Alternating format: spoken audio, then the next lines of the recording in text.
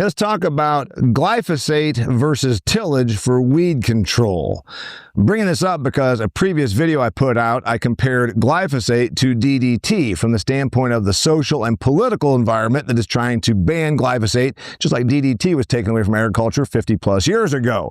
One of the commenters said, Damian, maybe it's time to return to tillage as weed control instead of glyphosate. Tillage worked for a hell of a lot of years. Well, it did and it didn't. So let's talk about the reality of tillage as weed control. First off, tillage doesn't necessarily take care of all of your weeds, and to do so requires a heck of a lot of tillage.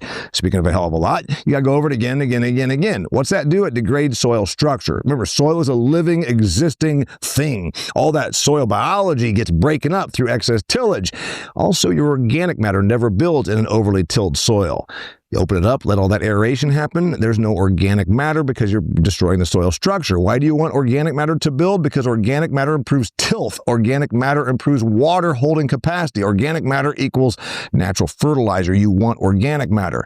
Then there's the issue of erosion. I'm in this field right here with a wascob, a water and sediment control basin behind me. We have these in this field in multiple places because there's 8 to 12% slopes in this field, and it's got sand in the topsoil horizon. It's lighter soils. If we till this, which we don't often, we would have an erosion problem. So we mitigate that through things like these wascobs and the buffer strip along my drainage ditch down there to prevent sediment from getting into the water supply in the drainage ditch.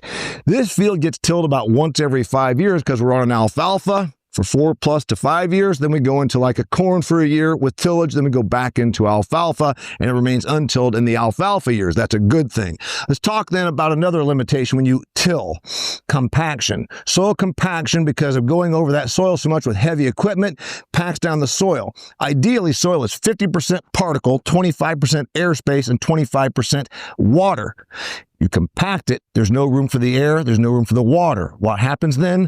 Your roots struggle, your production struggles, and more importantly, it creates erosion. Going back to erosion, it's not just water erosion. Have you heard of the thing called the Dust Bowl? Excess tillage, along with excess heat and wind, created the Dust Bowl. We already till too much. We don't need to do more. I'm not here as an ambassador necessarily for glyphosate. I'm saying before we take tools away, let's not start talking about the benefits of tillage instead of herbicide, because tillage has caused us a great deal of grief, erosion, degradation of the topsoil, and also utilization of excess diesel fuel to go out there and till so much, which is not necessarily good for the environment. Damian Mason coming at you from Dailyrosa Farms. I'm the producer of the Business of Agriculture show. Check it out.